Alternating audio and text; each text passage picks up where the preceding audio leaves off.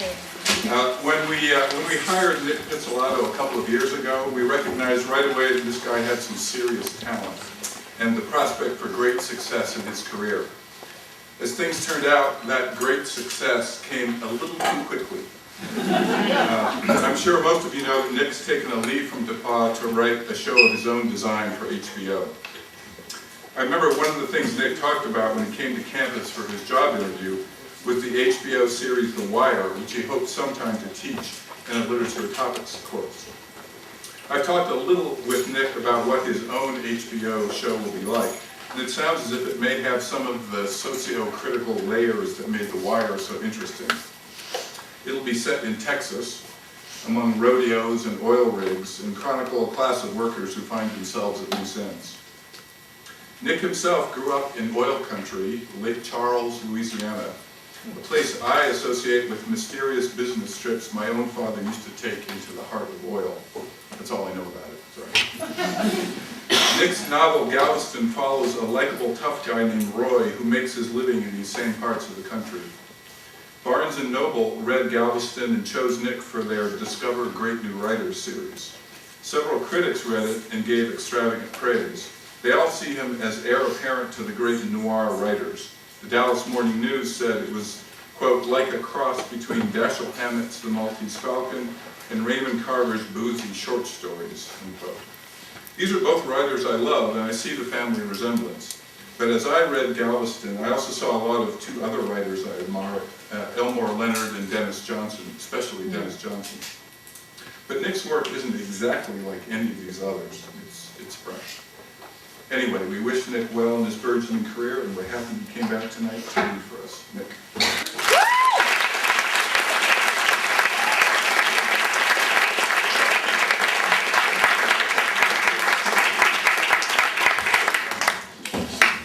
So hi, thanks for coming out.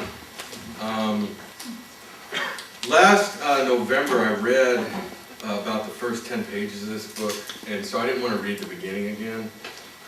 So what I'm going to read for you tonight is about page 50 through what you can kind of think of as an act break, I guess. Who's read the book here? I'm just curious. So, okay. I just need to know how much to catch you up on. The primary action of the book takes place in 1988, but there's a parallel storyline in 2008, which sort of everything comes together at that time period. So what I was going to read for you tonight is an early going part of the primary 1988 story, and then kind of the first transitional episode of the 2008 portion. And I'm going for a 20-minute reading here because I don't like long readings, and I'll just stop myself if I go over. So hold me to that. I keep on asking any questions, but I'm still like in college teacher mode, and I feel like I'm lecturing, but I'm not, so I'm just going to read.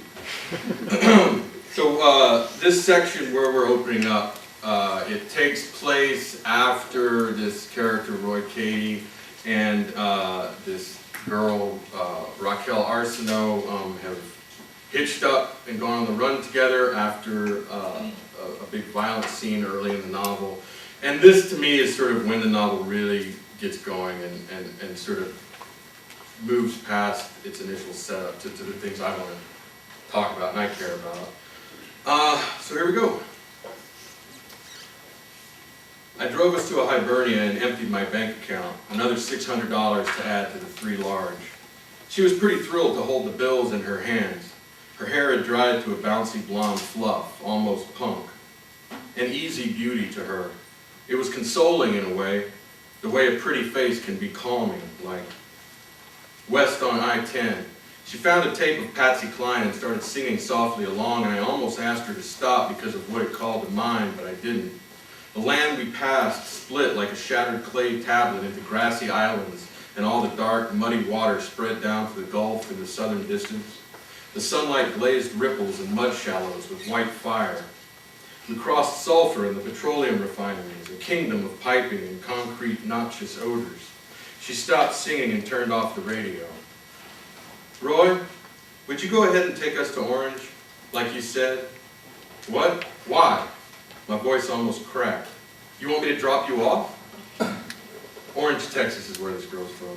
She shook her head. No, I meant what I told you this morning, every word. But what I said about paying my own way. I can get some money. In Orange, Texas. I can. How? She narrowed her eyes at the windshield and then turned to look at the broken cypress trees that passed like brown bones reaching out the mud. Don't worry about it. Somebody there owes me money. Go ahead and stop in Orange for a second. Now you want to go to Orange. We're on I-10 anyway, it don't make no difference. Who are you going to see? This dude there owes me money. I just thought of it this morning. You think he's just going to pay you? He'll pay me. I have no doubt about that. Her voice had dropped a note and her stare had deep focus. I thought for a minute. You're planning to have me talk to him, is that it? I'm supposed to get this for you? I'm like your muscle now? No. No. Nope. I don't need you to do anything except give me a ride. I rolled it over in my head. All right then. Would you, if I'd asked? She said. If I'd asked you to get it for me, you think you would have? I squeezed the steering wheel, scowled at myself. I might have. That's okay. I don't need you to do that. Thanks, though. The spindly shapes of bare, twisting trees were like brain stems, and the white herons roosting in one sprawled cypress seemed to follow the truck with their beaks. She needed the material of her purse. I'm talking to him myself. That's safe? Hell yes, it's safe. You really want to take the chance? We got money. I mean, I didn't mean what I said before. You don't really need to be getting money right now. When we get where we're going, we'll figure something out. No, it's okay. This is something I need to do. I made a promise. She watched the windows with a cold, practical reserve I hadn't yet seen on her. You want to tell me what the hell you're talking about? She rolled her head over her shoulder. I'll tell you if you ask, because I said I would, but I'd really rather you didn't ask. The green sign said Orange was 8 miles away. I nodded. I guess. She folded her fingers on her purse and sighed. All this rolling world of kudzu and bony trees and black water seemed to mean something to her, the way it meant things to me, and she watched out the window with a surrendering gaze. For both of us, the landscape had a gravity that tugged us backward in time, possessed us with people we used to be. We passed a small main street full of shabby food joints, a gas station, credit union, high, wild grasses. She said, the Tasty Freeze. That's where we used to all go. But she wasn't really talking to me. The flat prairie stabbed outward to the sky, crowded at the fringes with bushy trees, whiffs of ammonia and wet wood. The very air in these parts is so bright it actually collects light, and you have to squint even when you're looking at the ground. She guided me through a couple turns, and the neighborhoods were slight and set far back off the road, the houses ramshackle and shaded behind drooping oaks and willows. In this climate, all things seek shade, and so a basic quality of the Deep South is that everything here is partially hidden. She took us southwest and eventually into vine-clotted dells, past trailers scabbed with rust. Another gas station was fronted by broken foundation stones where the pumps had been ripped out, glassless windows almost entirely overtaken by weeds and kudzu.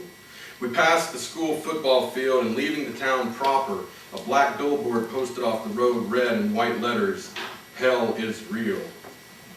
Consumed by the boonies, having left even the sparsest trailer parks behind, she had me stop a few dozen yards down from a wooden cabin set beside a forest of tangled shrubs and grass that had been cooked the color of wheat by the sun. The cabin was about the size of a very old, poor hunting camp.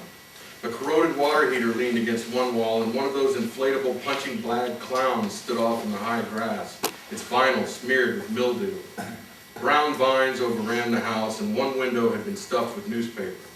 A dead Chevrolet sat on blocks, overgrown as if the field were slowly digesting it, and a little tin shed bent sideways against the forest. The requisite torn screen door. The whole thing looked like the kind of place bikers kept to cook their meth. We sat around with the truck idling, the sun whitened the fields, and all around was nothing but open, glowing air. She just squeezed the purse between her hands and stared at the little cabin as if she could crumble it with her eyes. You sure about this? I said. Why don't I go in with you? I'll just stand there. Believe me, that's usually plenty. No, thanks. There's nothing going to hurt me in there. But she seemed to be speaking to someone outside the window. It's better if it's just me. Suit yourself, I said, but she didn't move and we sat there another minute. The grass was so dry it crackled in the breeze. Just holler if something happens, I added. I'll come running. She opened the door and stepped down. Just give me like 10 minutes. You sure this person's home? Of course he's home. He don't go nowhere. People come to see him if they want. She shut the door and walked carefully down the ditch with the purse under her arm across the tussled yard where flattened aluminum cans glittered in patches of lawn. The bright field made her look small and alone, and her figure shrank as she neared the house. She followed the tree line and circled the cabin instead of using the front door, disappeared around the side. Animal twitters and a dry rustling scratched the silence. I dug out the manila folder and I opened it again. Let's skip that. The house was still, no noise or sign of life, its wood bleached and weathered like the prairie around it. A sharp, unmistakable pop echoed across space. A gunshot. I looked around and the dirt road was empty, rising into a hill behind me. It could have been somebody hunting squirrel or dove around here. Nothing moved from the house. I jumped out the truck with my Colt in hand, vaulted the ditch, and jogged up the yard, but my boots slid in the mud and I fell to my knees. Picked up the gun and ran wheezing, drenched with the heat. I was about halfway to the house when Rocky stepped out the front door. I tried to catch my breath, doubled over, and when I rose up she was closer, and horror shot through me. Rocky was leading a little girl toward the truck, a little blonde girl. I turned around and sprinted back to the Ford. She called behind me, Roy, wait! Wait yourself, I yelled, pumping my legs, boots slipping on the slick grass. I slammed the truck door and the engine turned over a few times before starting, so I had to watch in panic as Rocky tried running through the field with a couple knapsacks, tugging the little girl behind her, shouting at me. They'd made it to the ditch when I hit the gas and sprayed pebbles and dirt, fishtailing back on the road. I over-revved, and in the rear view the two of them were standing in the road, Rocky waving her hand as a mountain of brown dust swallowed them. The road ahead was hard dirt and seemed to lead toward deeper woods, outright wilderness, possibly water. I tried to remember the last outpost of civilization we'd seen on the way to that house, how far they would have to walk. I started braking. I told myself I'd ditch them. I'd cut them loose. But first I'd give her a ride, toss her some cash. When I came back, they were standing by the side of the road, bags at their feet. Rocky's hands were on her hips, a fine layer of khaki dust powdering them. Her jaw jutted out in her pissed-off way, but also like she had known I would come back. She lifted the little girl up first, and the child had bold, brownish-green eyes that stared into mine longer than any adults would be comfortable doing. She settled in the middle of the seat, watching me. I said. Who are you? She asked. John. The girl furrowed her brow. No, you're not, she said. Tiff, be nice. Rocky shut the door and brushed some dirty hair off her forehead. This is Tiffany. The knapsack sat on the floor between her legs, and she held the purse close with one hand, put her other arm around Tiffany. She turned up the AC while the little girl appraised me. The girl smelled like a wet dog. It's going to be fine, Tiffy. We're going on a trip, Tiffany. She tickled the girl, and Tiffany giggled but kept staring at me, and Rocky looked between her and the windshield while I drove us back to the interstate. I said, let me see your purse, Rocky. Why? Hand it over now, or I'll take it. She blew bangs off her forehead, snapped up the purse, and tossed it on my lap. It was heavy. I opened it, and the pistol sat on top. It had belonged to one of the men with masks in Sankovich's house. The silencer had been removed and lay on the bottom of the purse under tissues and makeup. I guess I had finally thought to wonder what she had taken off those men when she'd rifled their stuff. The gun was still warm. I took all this as a massive betrayal. What the hell, Rocky? Watch your language, man. I put onto the shoulder. You're playing a dangerous game with me, girl. The little one glared up at both of us. Her cheeks were plump and soft, streaked with dirt, and they trembled enough for me to modify my tone. She seemed too thin, and her hair was so blonde it looked nearly white. Rocky just petted the girl's head and stared out the window. A sheriff's car passed us. This is my sister. She's coming with me. You can drop us off somewhere if you don't want her around, but she's coming with me. The girl's nightie was the color of thunderclouds, and her skin had a luster of downy hair all over, and it made my skin look like adobe brick. What's her daddy think about that? I said. What'd you do with that gun? What was that shot I heard? She snorted. He's fine. I just scared him, so he'd know I could do it. I put the truck in gear and moved back onto the interstate. I began to fill with more cars. When she didn't say anything else, I said, "You shot at your stepfather?" I shot at the wall. He got off lucky. Christ hell, you don't think he might be calling the cops? He ain't calling the cops. He don't want the cops anywhere near that place. Jesus, what a stupid thing to do. I might rather you curse than the way you keep Christing this and Jesusing that. What are you so into Jesus for that you got to use his name like that? Another patrol car perched on an overpass, and it seemed to observe us with the indifferent appetite of an owl. You don't think maybe you should have told me about this, that you were going to do this? What's that word we used? Straight? I'd have told you if you asked. You told me not to ask, and I really appreciate that you didn't. This is kidnapping. They're going to be all over us. I had put an absurd whisper into my voice on account of the girl. Tiffany looked back and forth between us, but she didn't seem frightened anymore, or especially put out to be here. Rocky said, "It's not kidnapping. He ain't going to say nothing to anybody. He'll be glad. He still gets checks when they come." I shook my head and kept checking the road and rear view for Smokies. Vans and cars and trucks and lots of 18-wheelers crowded the mirror. Chrome trims glistened, tinted windows stared. "What do you imagine we're going to do with this?" I said. "I don't know what the play is here, Rocky. It doesn't make sense." "Well, me and her are going to settle somewhere a while. I'm going to get a job or something. I'm going to take care of her now. She'll almost be starting school soon." "School? Are you?" Christ. She turned to me, stroking the girl's white hair. "You remember what I told you last night about my friend Vonda?" Rocky nodded at her sister. "She's going to get a better deal." The little girl considered me too, and with such unmistakable suspicion that I took her to be fairly bright. Then the girl yawned and buried her face in Rocky's side. "You know what I'm saying, the things that might happen from the people looking for us, now you're making her part of that. Did you think about that?" She didn't flinch from my eyes. "You're going to have to take my word for it, Roy, when I tell you this is better than where she's coming from. And how's anybody going to find us? Cut your hair off. I'll dye mine or something. And now we're 3 people. Who's looking for 3 people?" My balls clenched when a patrol car crawled off the median. He got in front, though, and I let him move far ahead. "I'm giving you a ride, but you two are on your own. This isn't what we talked about.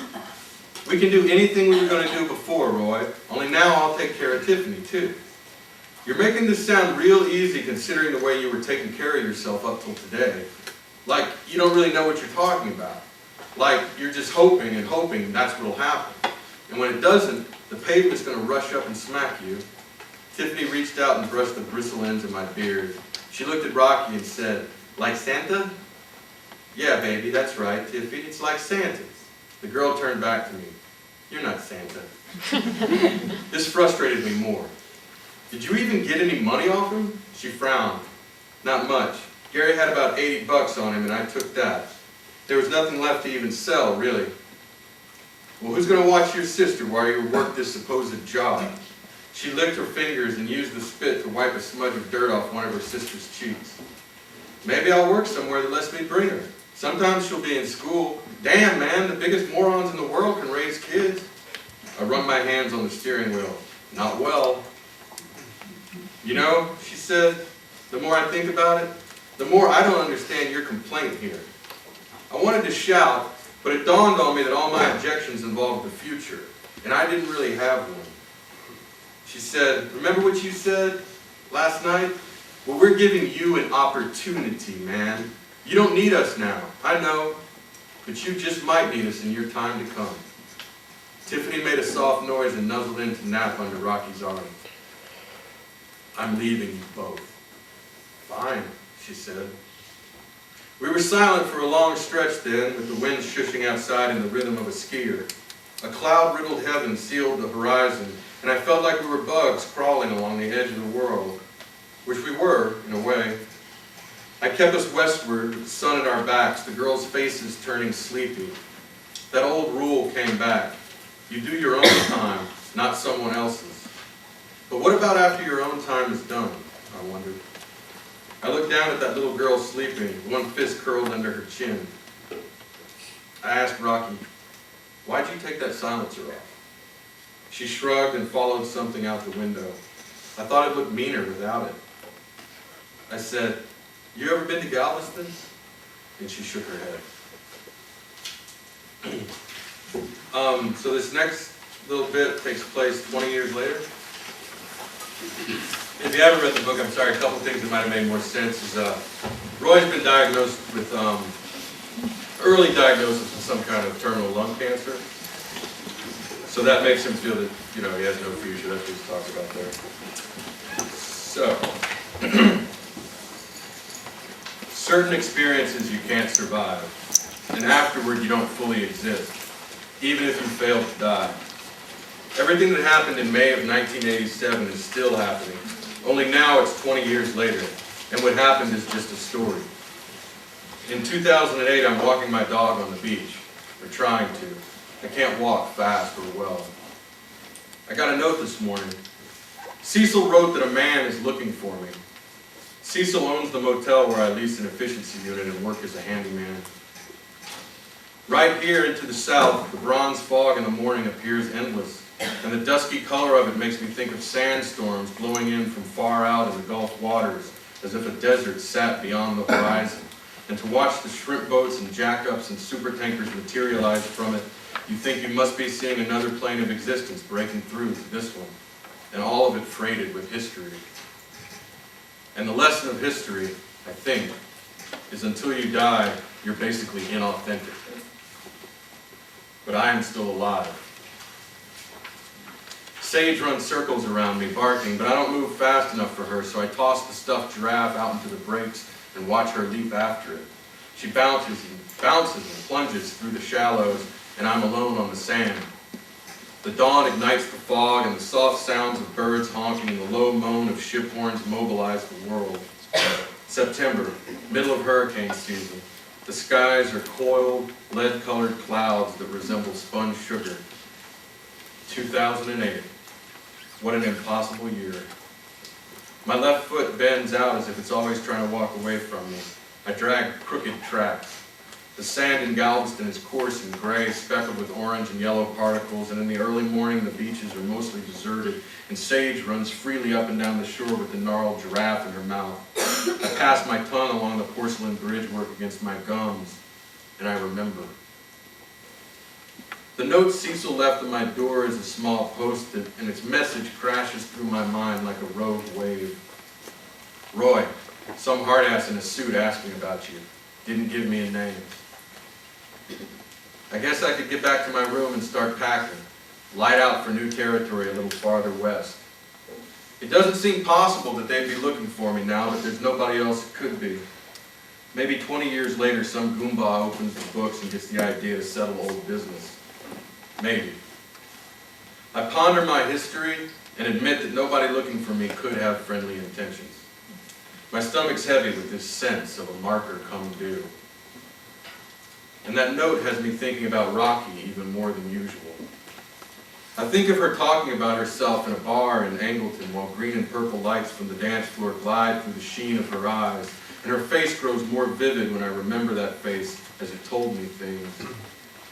She talked about being 4 or 5 and sleeping in the back seat of a car in the woods where a man had driven her mother. There were lots of trucks parked around a couple trailers, and her mother didn't come back till the morning, when she exited a trailer with her makeup smeared, and the man drove them both back home, and no one said a word. Sage runs to my feet and rattles water off her coat. I climb down the inlet beside the abandoned pier where I keep crab traps. My legs are stiff, and the wet air causes my hands to ache and clench into claws. When I pay for things, people notice my hands. The fingers are crooked and my knuckles bubble like blisters. I could run, make a break for it. But the solace of walking my dog and collecting the crab traps is a little thing I can allow myself this morning. These are the same beaches where Cabeza de Vaca's men were reduced to cannibalism, where the pirates Auri, Mina, and Lafitte slipped the law. Here Lafitte, who built a fortress named Campeche, ran slaves, whores, saloons, and served as the island's governor until he had to flee after firing on an American vessel. But before his flight, he treated the island to a 4-day orgy overstocked with whiskey and whores. Walking the foggy beaches in the morning, air thick with salt and decay, you get the impression this place is still nursing a hangover from all that history. I think of Rocky holding my hand and telling me about being in that car as a little kid, and how it is the same thing with the history of this island.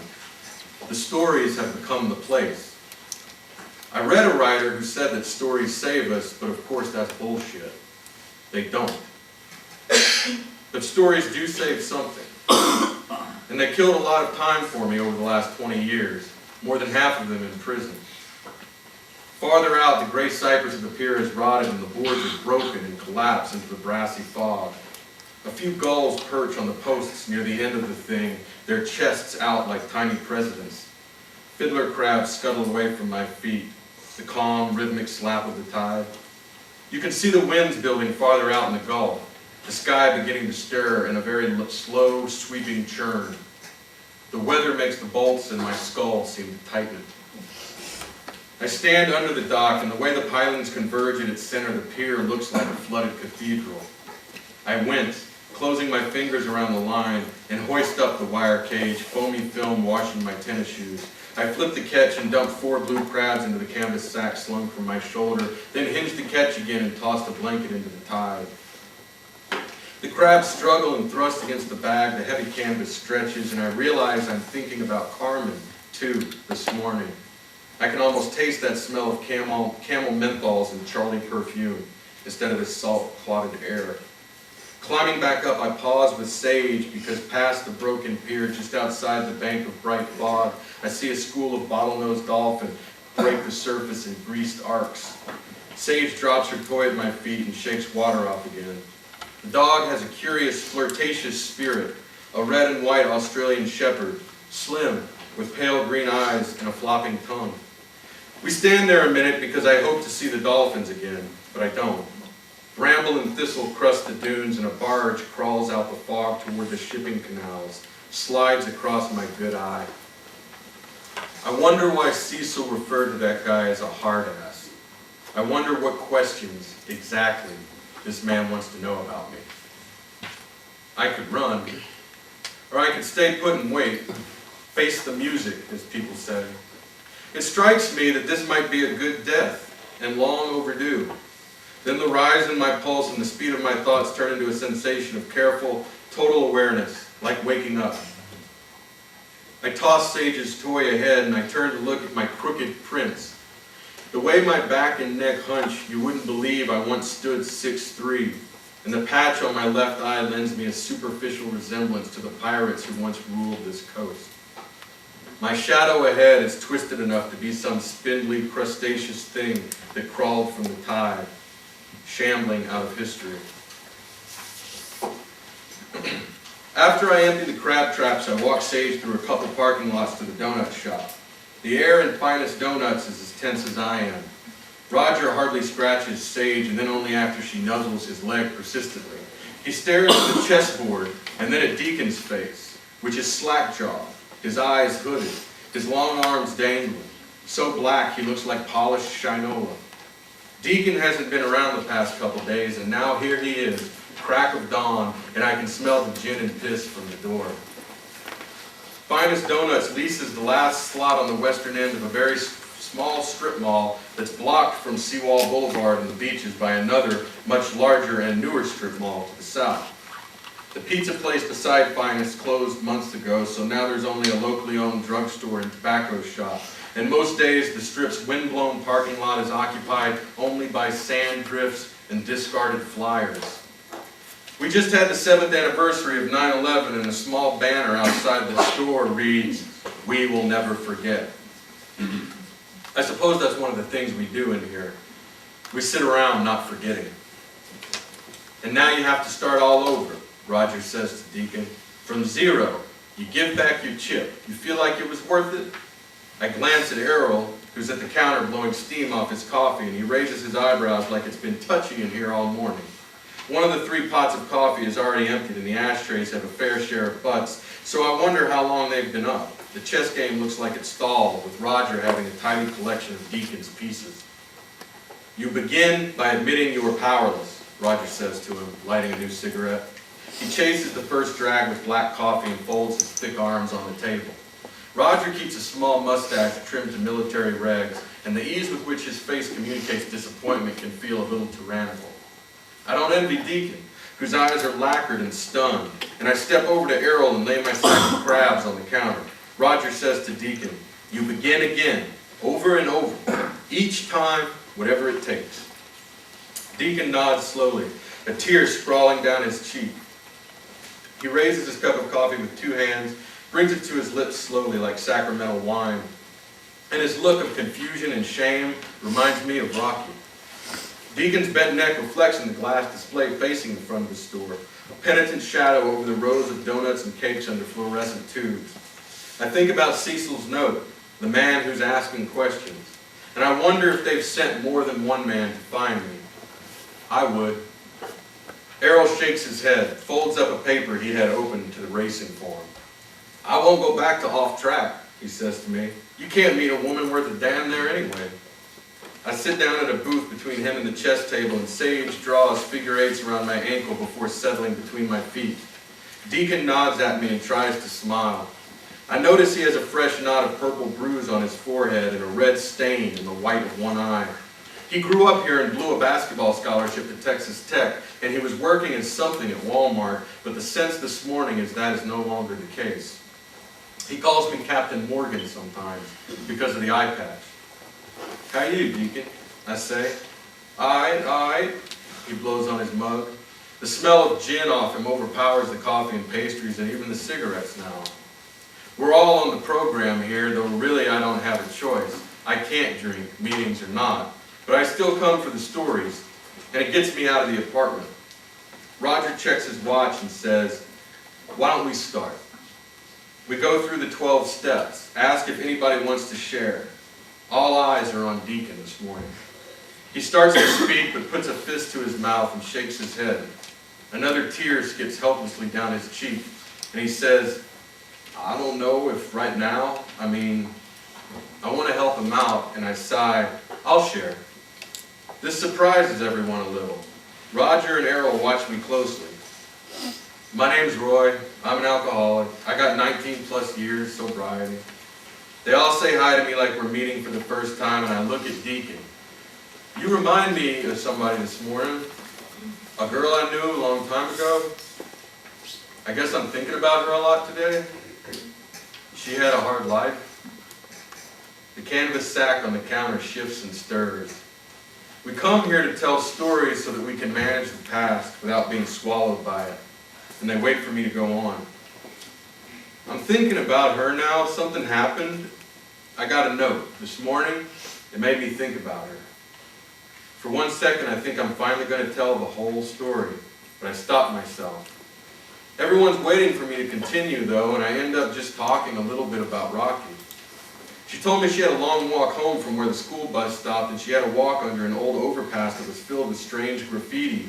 And on the other end of the tunnel, sometimes older boys hung out drinking and smoking. And when that was the case, she'd have to wait in the darkness of the overpass, wait until they had gone and the light at the end of the shaft was empty.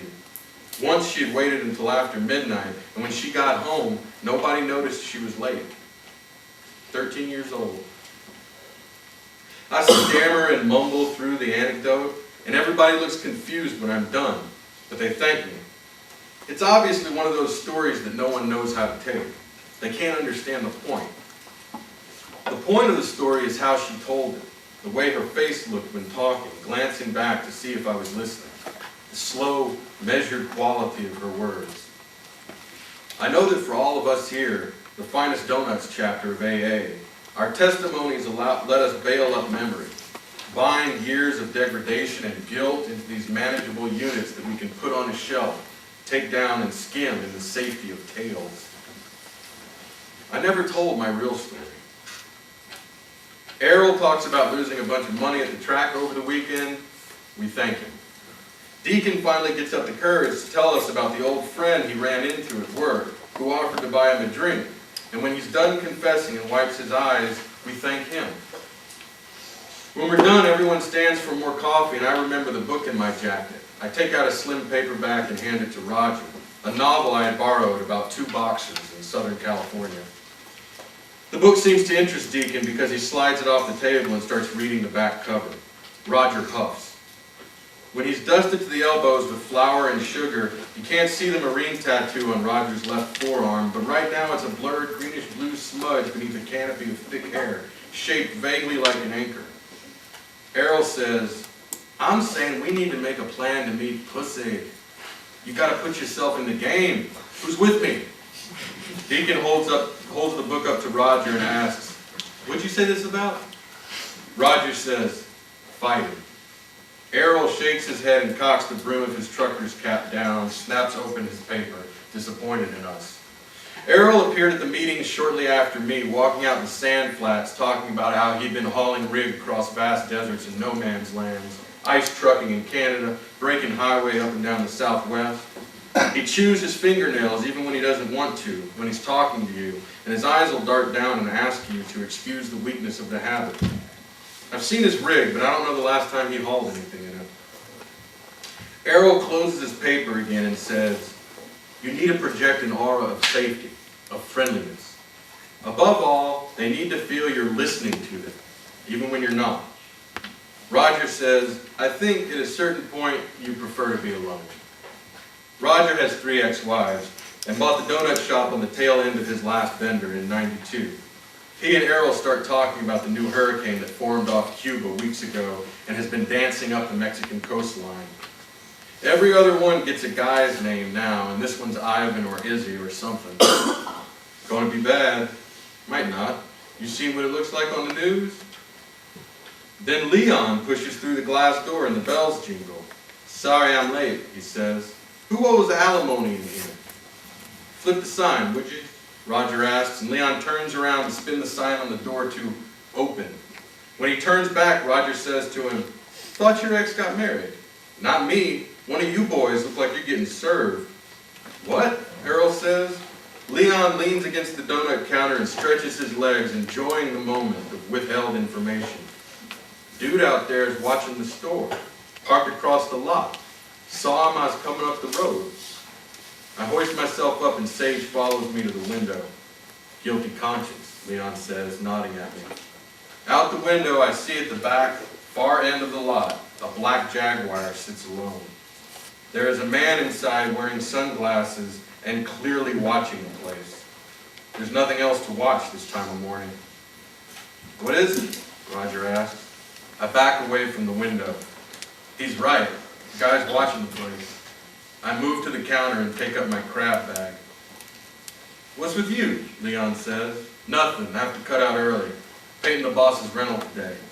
I click my tongue for Sage. She picks her toy off the linoleum and wags her tail at my ankle. Everybody's watching me now. Hurricane might hit the next few days, Errol says, and he wants to paint his house? I shrug and move past the counter and through the kitchen, my head throbbing, Cecil's note burning in my thoughts.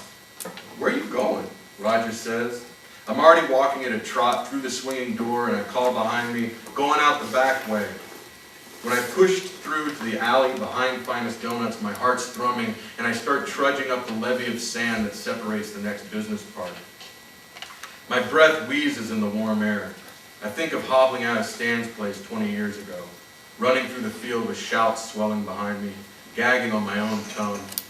I can tell myself I have no reason to assume that man in the Jaguar is following me, but I'm still afraid to look over my shoulder. I haven't decided how to answer this paranoia yet. To stay or to run. Rocky makes me want to stay. And I'll stop there.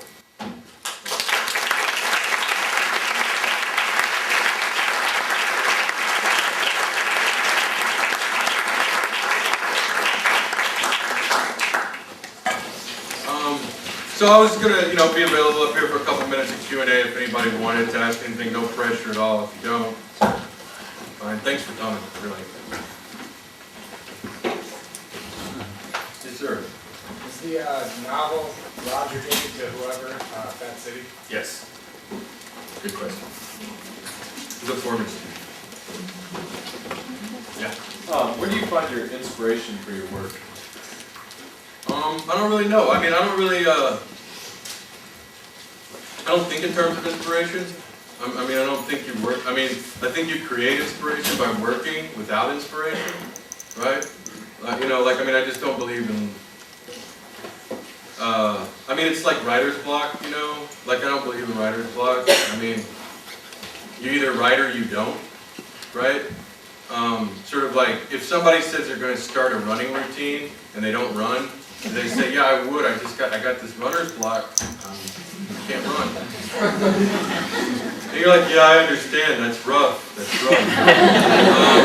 Writer's block is the same thing. Writers call writer's block when they don't feel like writing and they don't. But the truth is you write no matter what, and you pull your materials from, you know, your own obsessions and experiences, the emotions that you are most intimate with, or the experiences you're most obsessed with. And you don't even take that material, you know, you just take sort of the sensations that were burned on you, and you work your way through that. But you know, if you wait for inspiration, it's completely the wrong thing to do. You know, even if you get inspiration, then you have hundreds and hundreds of hours working alone in a room, mercilessly criticizing yourself before you can realize some approximation of that inspiration, right? Some approximation of the ideal that occurred to you, which will never see the light of day, because it was some inchoate, abstract idea you had in your head. And once you actually started working in the concrete realm of, you know, words and things, it should have become something different, or a little different, right? So the thing is that you work no matter what, right? And you create the materials that give you your own inspiration. If you have writer's block and you don't feel like working, make yourself write for 2 hours, you know? And you might get, you know, 2 pages of total crap, but there might be something in there that you can work with, right? It's really hard to write straight for an hour and not come up with one line that doesn't strike you as somehow significant. No, as significant, not even good, but just significant. Like, oh, I noticed that, you know? Like, ooh, what is it about this line I like? Well, what you like about it is that it's speaking to something important to you in a way you can't see, you know? So, I don't know. I hope that answered your question. But my thing is, you know, inspiration and a quarter will buy you a newspaper. Yes, ma'am? What do you want readers to take away from your book? I want them to take away whatever they want to take away. I mean, I know what I took away, you know, but it's not for me to take it away, you know? My aim in writing it was, I could say why I wrote it, I guess, you know, and like what effect I wanted it to have on the majority of its readers in some way. Which is that, you know, I wanted them to believe in these characters and to be moved by their humanity, and sort of without expecting it maybe to have their hearts broken. That's what. Thanks. Are any of the characters in the novel based on people you know? No. That's not true. Rocky is based on my wife. No. You should have seen where she was when I met her.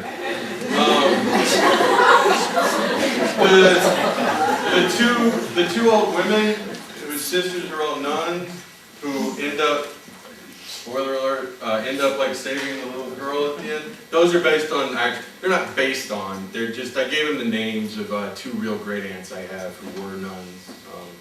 The type of women who would do that, I guess. It was kind of a tribute to their hearts too. They were really good women. But no, I don't actually take characters from real life very much. I might take pieces of character. I mean, you take what you observe about real life, which is the way people, you know, the reality of what's at the essence of a person always comes through, no matter sort of what kind of shit's coming out of their mouth, right? The way they stand, the way they carry themselves, the way, you know, like, something I have my students do. You know, I'm like, go just sit in the quad and be quiet and just watch people, right? And pick out a couple people who are having a conversation you cannot hear, right? I guarantee you'll be able to get the emotional gist of the conversation just by watching. And so then you begin to ask yourself, well, why? Why did I get the emotional gist of what they were saying, even though I can't hear what they're saying? Well, it's all body language and things, you know? And so you begin to understand this kind of reality of people, which is how we sort of all behave all the time, you know? But I just, like, if anything, I have too many stories. I haven't found the need to steal somebody's life, you know? Yeah?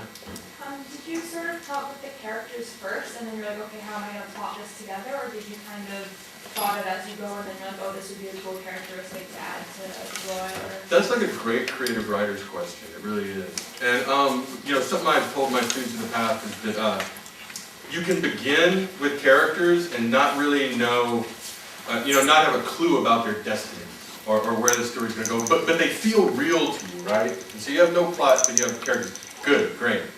You might begin with some kind of plot, but your characters are only like stick figures, you know, like you don't really know who they are. They're just names kind of thing. Or he's the heroic scientist, you know, whatever. But really early on, at some point, for me, it's when I know my characters sufficiently, who they are, then I'll start really thinking about plot. Because what plot should be, right, is this vehicle that is going to allow you to put pressure on your characters, which forces them to act. And in acting, they're going to reveal themselves, right? Sort of like, your plot's going to work to open your characters like a bud, right? Not even to something beautiful like a flower. Maybe to like, a blood, you know, a bud, meat, blood, you know, all that stuff. But they're going to act in ways that expose who they really are, which we all do from time to time, all the time, right? So I think if you're speaking about something of novel length, right, you need to understand that plot and character have to inform each other early on. And for me, it's better to know my characters first, and maybe I have a situation I know. Like for these guys, I was like, I kind of wanted the past, or the idea of the past, and these fake ideas of closure, pop culture peddles to you, are kind of like one of my obsessions. So I knew I wanted something in which past and present were working intimately. And perhaps because of where I was in my life, like I wanted a story I would read, first of all. I had spent 2 years writing a novel that I pulled from publication because I didn't think it was good. And it wasn't. And I mean, less said about it, the better. But I knew I wanted to write a story that I wanted to read, right? And so I thought about these things that I like and what attracts me. And deep characterization and good prose is always first and foremost for me. But I like a story. I mean, I want, like, what the hell am I there for, you know? So I began thinking about this character of something like if you want to reduce Roy's, I'm talking too much, if you want to reduce Roy's sort of journey, you could say it's about a soldier who tries to become a shepherd with disastrous consequences, right? So I started thinking about that and just who these characters might be, and, you know, the sort of landscape, and you know, and it's just kind of, it's just all these obsessions coming together at once. But with the knowledge, first and foremost, in my mind, that I need human, complicated characters. And the story they enact has got to be a result of their choices as much as exigent circumstances, right? And that's what I really meant, by the way. Plot and character have to inform each other, right? Because your plot, after its initial setup, is based on the choices your character makes. And you can't be honest about who your character is or what they are if you're not willing to let them influence the plot. So you get both things working together, right? Does that make sense? Thanks. Great question. Sure. Comment was made in my class that this book has the feel and pace of like film noir. Is that intentional? Do you see it that way? And so, No, I mean, well, thanks. Yeah, everybody called it noir, and I get, yeah, it certainly fulfills all the criteria. But you know, I thought I was just writing a novel about characters. You know, it had a plot. But I think what is probably true is that my kind of life philosophy and existential outlook is somehow in line with noir. You know, I mean, I'm something of like a pessimist philosopher and stuff, and I just kind of think death and the knowledge of certain death, which everyone in this room has, makes noir characters of us all. Sort of like your back is against the wall, and you do have this one shot, and it's not going to end well. I know you didn't come out to hear that tonight. It's true, like one time we were talking about relationships in somebody's fiction, and I was like, well, half of marriage is, half of every relationship ends in a split or a divorce, half of every marriage ends in a divorce, and the other half ends in death. And everybody just looked at me like they had never considered that before, and like I just really, really ruined their idea.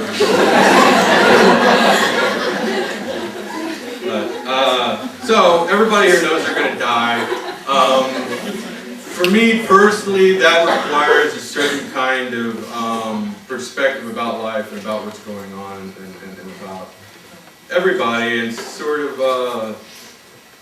this sort of journey to the end of night thing is just kind of endemic to the characters I like to write about. So yeah, I love noir. I love noir. I love the French noir of the 50s and the 60s, and Jean-Pierre Melville, and Truffaut, and Jules Dassin. I love those guys. And I love the late 80s neo-noir of John Dahl, and Red Rock West, and Kill Me Again, and all that stuff. I really do, and I love the Richard Stark books and things like that. But what I've also found about these labels is that they're really things that are created by marketing departments or like schools of criticism. But it's just incredibly fluid and stuff. Everything that happens in the book I meant to happen. So thanks. Oh no, I'm sorry, I gotta do whatever. A question. I haven't had the opportunity to read the novel yet, but it's titled Galveston, and from your reading, you focus a lot on that place. Mm-hmm. Just as a writer, was Galveston an area you were very familiar with, or what was your familiar with your setting? Well, I was pretty familiar with it, but I'm really familiar with the Gulf Coast. I grew up in Lake Charles, which it's funny. Like one of these people I took a meeting with a couple weeks ago was like, my father mentioned, he'd been to Lake Charles before because he was in the Navy back when they had a port. And he goes, yeah, always said that was the strangest place in the world he'd ever been. And he just kind of looked at me and he was like, it's pretty strange. But it's like 20 miles from the Texas border on the Gulf Coast. So I went to Galveston a couple times as a kid. I lived in Austin for about 4 years after college, went to Galveston a few times, But really, it's this kind of, obviously it's what Galveston represents, sort of. But really it's the Gulf Coast. He starts in New Orleans, makes his way to Galveston, and you get these little stop-offs on the way. And so within the Gulf Coast, yeah, like this is an area that's, sort of firmly embedded in me, and I didn't even really know what to do with until I'd been writing for a long time, and even at the very beginning kind of avoided the places, but sure. Did prototypes of these characters or this plot ever show up in your short stories earlier on, or? I don't think so. Somebody brought it up to me that I do seem to write about thieves and whores a lot, but again, that's just my existential thing. But no, there's no. Yeah, man. After reading Galveston and your short story, Ghost Birds, I kind of noticed, I don't know if it's a common trend throughout more of the works, but the alcoholism within the characters. Is there a specific reason for incorporating that in? Does it? No, well yeah, of course. The reason is the characters, and I like to write about high-test people. I don't mean soul in any kind of religious sense, I just mean the essence of who you are. I like to write about people whose souls are on the line, and people who do things, and I think being a certain type of person, you're more prone to those sorts of things. And sort of the great journey of life, if there is one, and that's just not another fabrication of our consciousness, but if there is one, it's, the journey to master yourself, right? And so these things tend to become one more thing that people have to master. But, it's in there because every species on the planet with any kind of higher brain function, has found a way to anesthetize itself, even if it's just banging its head on the rock, right? So these are the beginnings of the burden of consciousness, before you even move into the tragedy of self-consciousness, right? Is that it's often a burden, and we need things to, you know, like empty the trash of your mind for 3 hours, or whatever, you know? Booze and drugs make people feel good, that's why they do them. And it can become something that certain people have to stop and get over because of their predilections. And for other people, it can just be a lifelong thing. But I think it's just a reflection of the type of people I write about sometimes. You know, like that, definitely alcoholism is not in all the stories or something like that. But they tend to be hard-living people, usually. Yeah. My favorite part of the book was the beginning fight scene, I guess, not fight scene, but when Roy escapes. Thanks. And I read over it a couple times. I was just wondering, like, did you have to like kind of practice the? It was kind of cinematic. Did you like? Did you like stand in your living room and kind of? No. He's over here. No, but like I did have to map it out in my mind. I mean, by the time you're writing your final version, you know, and you're like, the thing with violence is usually, same thing with sex actually in fiction, is that usually the possibility of it is more useful than its actual enactment on the page. But, you know, it was a moment that like it had to be enacted, you know. So then when I had to write like the final scene, I just kind of, you know, put everybody where they would be, saw the whole thing in my head, and then just tried to describe it as journalistically as possible, right? Because a lot of people mess themselves up writing action, right? By trying to, you know, Martin Scorsese it or something like, and now that the bullet is striking my character, I'm going to slow time down, and it's going to take a page for that bullet to get through it, right? And, you know, as if I was doing a slow motion shot, and, you know, I'm going to describe the blood pinwheeling upwards like confetti, and, you know, and that'll mess things up. Like, it's best, especially the more melodramatic your material, the better to deliver it without any drama whatsoever, typically, I think, you know. So, if you got to do violence, my advice, at least in the beginning, you know, to try to make it credible, is to just do it as journalistically as possible. You know, just describe what happened and don't embellish it, and then move on to the real stuff, the character stuff. You know.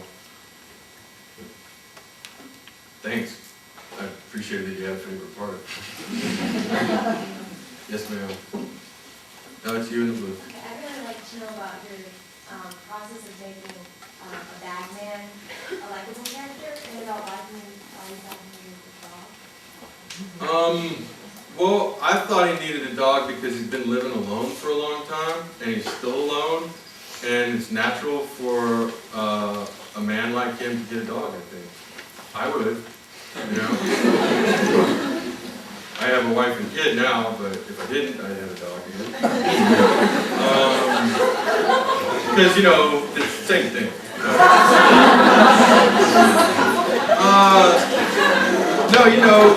No, you're just talking about human character there, right? And human character, you know, I guess part of what you could see about Roy is, like he says early on in the book, right, when he's talking about his ex-girlfriend, he says, part of what he resented about her was that she had ruined his isolation, right?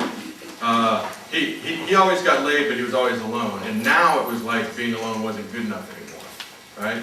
And you can almost think of that as perhaps after his experience with Roger and Tiffany, and once he gets out of jail, is that being totally alone is not quite good enough for him, right? So he has a companion. I forget the first part of your question, though. What was it? The process of making a bagman likable. I didn't know that did make him likable. I mean, the thing is characters don't have to be likable or sympathetic in any way. They have to be empathetic so that we can see what is human about them, right? Because the thing is everybody in some way is indicative of a stereotype. Everybody, right? But when you look closely at them, everybody becomes this fount of infinite complexity and contradiction, and at least as complicated as you are, right? And that's what we recognize and empathize with in fiction and literature. It isn't that, oh, this person is so spunky or witty or clever. It's that we recognize in them a truly depicted version of the same fears, hopes, insecurities, you know, desires that we all have. And we all do kind of, at base, have about the same, right? And so we recognize these things in somebody else who normally we would classify in a category, right? We recognize this about someone and all of a sudden they're human to us. And suddenly, if it's done right, we're getting to enjoy one of the greatest benefits of literary art, which is that you can actually view the world through other eyes and increase your perspective without being schizophrenic or anything like that, right? So, I mean, I guess my answer would be like, bagman, Nazi, whatever. Like, if you go deeply enough into them and you do it right, people should be able to see the humanity in them and at least identify with a portion of it, if not exactly root for it, And if you did root for Roy, I mean, I think it's probably because he has a sort of code, right? I mean, I let him have an explanation early on where he's like, I have a sense of fair play, and what I do, if somebody gives me your name on a piece of paper, you did something to put your name on that piece of paper, something you shouldn't have done. Like, he's not this mass murderer or something. And he frequently does the sort of right thing, right? But I don't have anything against bagmen. I mean, I like outlaws and, like, I don't like, murderers or serial killers or something, but, breaking the law, I didn't make with that person. Yes, ma'am? I just had another question about kind of characterization. Okay. For your minor characters, I don't want to mention names Sure. because you haven't read the book, but for the ones that you end up killing off, do you have an intention as soon as you there's one in particular that I'm thinking of, but as soon as you introduce them, where you're like, I'm gonna bring this character in to show this side of one of my main characters. Okay, yeah, I was just trying to think of which secondary characters I killed. There was one for sure. There's one main one that I was thinking of. Okay, right. And so as soon as you're like, I'm gonna. Did I know this introduce guy's him- gonna die as soon as I introduce him? Yeah, you just kind of went along with the plot and you're like. No, I mean, I mapped it out before I read it, but when I first thought of this person Yeah. and began to, and saw who they were and stuff, I didn't know he was gonna die. But then as I saw how things progressed, and I thought, what would this guy do in the situation? Would he do this to Roy, right? He would try to do this kind of soft pedal blackmail, right? And what would Roy do to this guy? Roy would choke him out in an alley. So, it's not like I'm building them towards the plot, right? I'm like, well, here's this guy, and I know why he's there as part of the sort of mix at the hotel, right? But it's sort of figuring out what they would do next as characters. And like I said, that was kind of a no-brainer. Like, this person is a certain kind of person, as we've already learned. So with this information, he would probably try to get what he had wanted from the beginning from Roy, right?